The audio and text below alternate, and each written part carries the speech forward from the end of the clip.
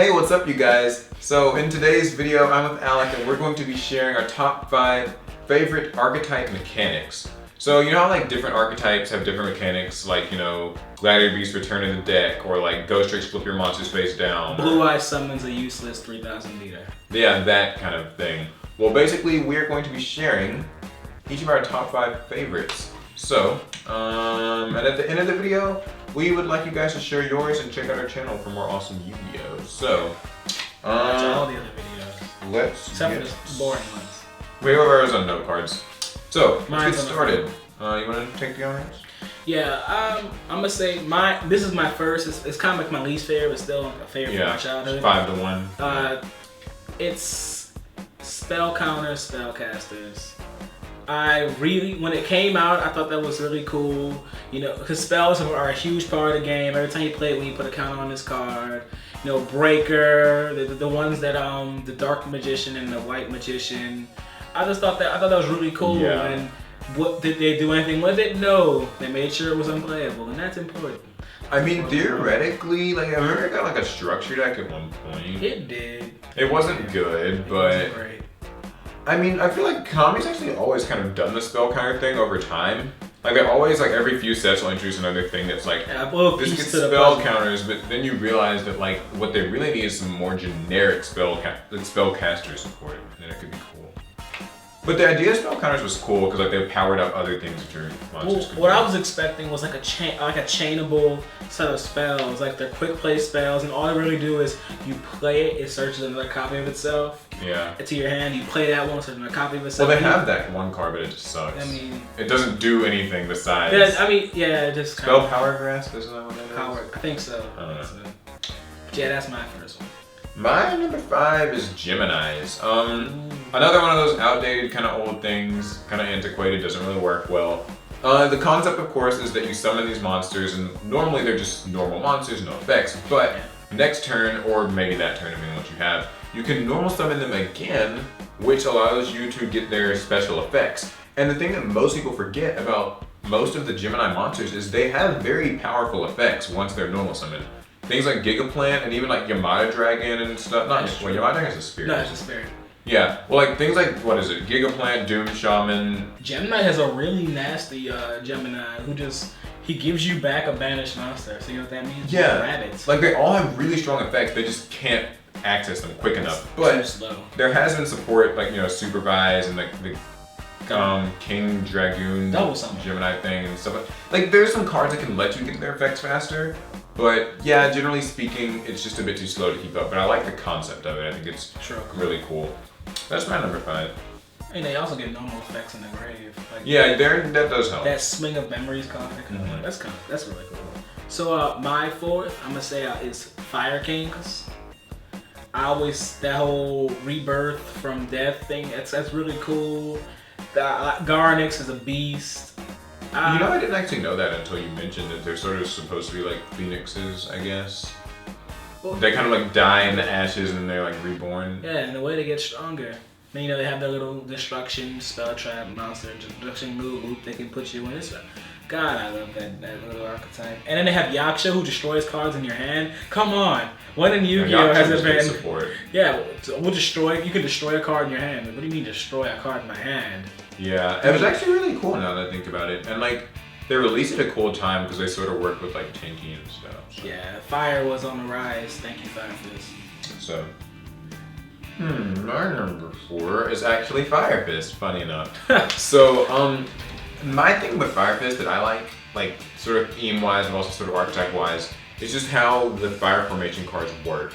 So basically, like, you know, the formations are sort of supposed to like represent their actual battle formations, but I like that each formation did something meaningful.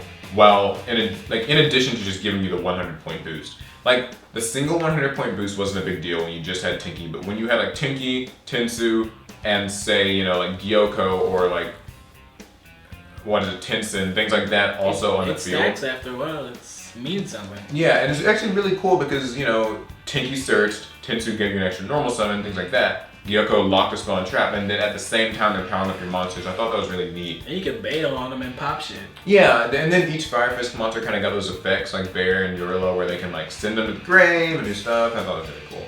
So, Fire Fist is my number 4. Yeah, top.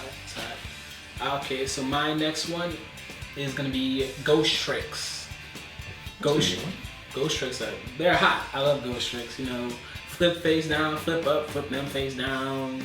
I think that's probably one of the archetypes people hate a lot.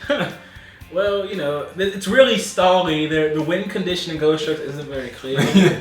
So what ends up happening is you go into time, and then whoever has the most 5 points, that's the win condition. I mean, I do like the idea of it though, because we've never quite had an archetype that flips stuff. I mean, we had like face down like that. Because like the closest thing I ever had to it was like penguins and maybe a swarm of cards, but that was only them flipping up, not necessarily flipping your opponents down and capitalizing off of it. I like that they had those effects where like your opponent couldn't flip them back face up and stuff. Oh yeah, with the trap card that can knock them up. So It's those really effects cool. are really neat.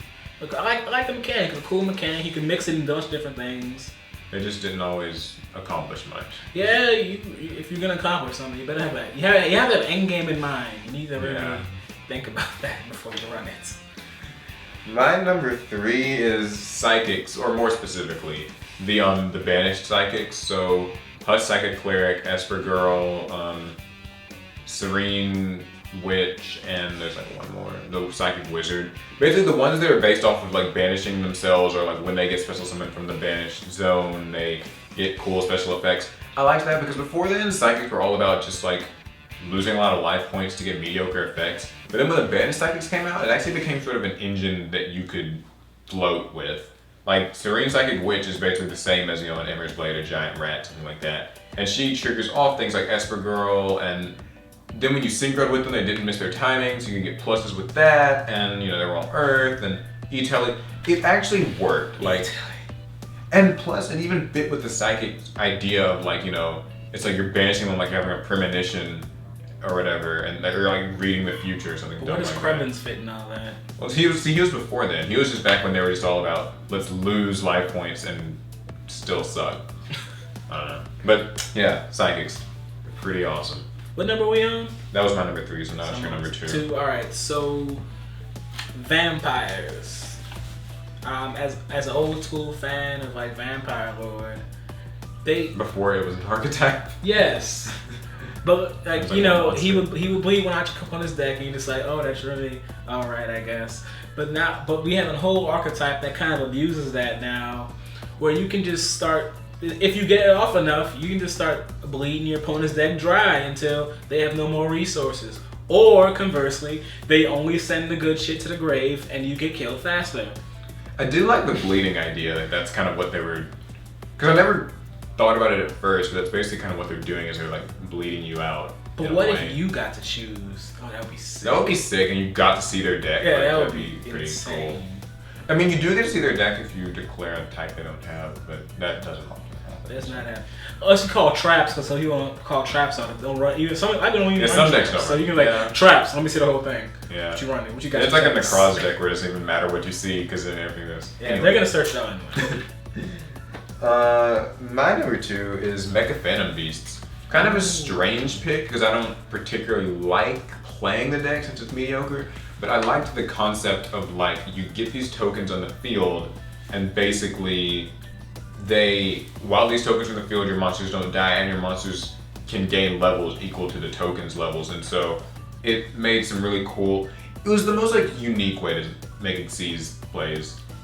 Weren't they also used for like Synchro Fighter too? Yeah, you can synchro with them, and like they got some cool supports like Scramble, and the other thing. But the archetype itself sucks, but the premise was awesome. Like, and the tokens kind of, I guess, also fit with what it was based off of. Like they're fighter planes, sort of. So I think they're all kinds of planes. Or yeah, they're just, I guess, different kinds. But like the tokens are sort of like their, what would you call them? They look like You're into cards. aerial stuff. Well, no, those are straight holograms, like drones, really. So what would the tokens be? Like the tokens would be sort of like the pawn drone type, like the not as important. Well, I would call them drones, but if look at the card artwork, they're just holograms. Oh, okay. So the tokens are holograms. Then. Yeah, they're just fake planes, and they don't even exist. That's neat though. Yeah, I feel like the Konami could have gone somewhere. It's just that token generation was really hard for them to capitalize on. Anyway, yeah. Number 2 was Mecha Phantom. Mech fan. All right. So your number 1. My number 1. The only really good mechanic Listen to this. Night Sworn. Ooh. JK, I'm fucking with you. That's awful. I feel like it was weird. Nah, I like UA. That's my number one. It's fair. It's just really cool. They switch out. They tag out, unlike how Gladiator Beasts would tag out. They tag out they special back to the hand. They bounce one to the hand, special from the hand. They trade. They go offense, defense. It's for a very balanced deck. I mean, at one kind of takes one to use another sort of thing. Like during your turn, you're pushing for game, and on your opponent's turn, you're trying to lock up their plays. It's very offense and defense oriented. It's like a sport. It's Go like playing figure. a sport. Teamwork. No, that's cool though. Like I actually think that hasn't really been done in Archetype exactly before. I mean, you've had archetypes that sort of like bounce things, like the harpy dancer and crap. But I do like that they gave ultra athletes different enough effects to where like you really can actually switch from like attacking and then main phase 2. Boing, I'm gonna summon like goalkeeper and like the other, defensive ones. Blockbacker. Yeah, things like that. So that's actually really neat. Konami did a good job with that. I mean, if only it was consistent. Yeah, there's some problems there, but it's a cool mechanic. Yeah, I'm messing with it. Cool. My number 1 is Gladiator Beasts. Not the Dolce, even though they're similar. Gladiator Beasts, because outside of liking the actual theme of it, I like Glads because switching back into the deck is like this kind of a weird mechanic. You have to get the attack in, which these days is antiquated because actually summoning a monster successfully, then getting off a successful attack, and then successfully getting back into the deck, and then getting the other one out is like 4 steps. It's really hard to do. There's too many ways to stop it. It was really cool because like it meant that you could the battle phase took on an entirely different meaning where it was more about like just getting the attack in. So even if you weren't overpowering them, you could use something like Wabaku to ensure that you just got your swap no matter what, or you could use things like enemy controller to make sure that you attack things, and Spirit Reaper wasn't a threat to this deck because like they could just attack the Spirit Reaper and then swap to Armillo. I really liked it, and then I liked the contact fusion part was also super sick. It was the first time Konami made contact. The first one. Well, technically Cyber Dragon sort of was, I guess, but they didn't do it too much. But like Glads did it in a way that was like worked. Yeah. Or consistently was like doable. And so I really like that. Until the bandless got to it. Like they just whoosh, they're back in the deck. And it sort of also fits with the theme of them being like gladiator cage fighters where like one of them like attacks you and then like tags out for his partner who, attacks you again and like tags. It's kind of a cool. It reminded me of like tag style. team wrestling back in the WWE days. Almost like those fighting games where you can like tag out for your anyway. Marvel vs. Capcom. So my number 1's Glads. And I suppose that concludes our video. So guys, what are your top 5 archetype mechanics? Leave them in the comments. We will be reading and responding. And again... And shitting on the ones that are dumb. Yeah, because they'll talk about ours. So. Yeah, you're going to talk about us, so we're going to talk about you back.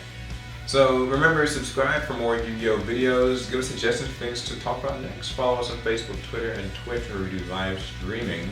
And we will catch you guys later. See ya.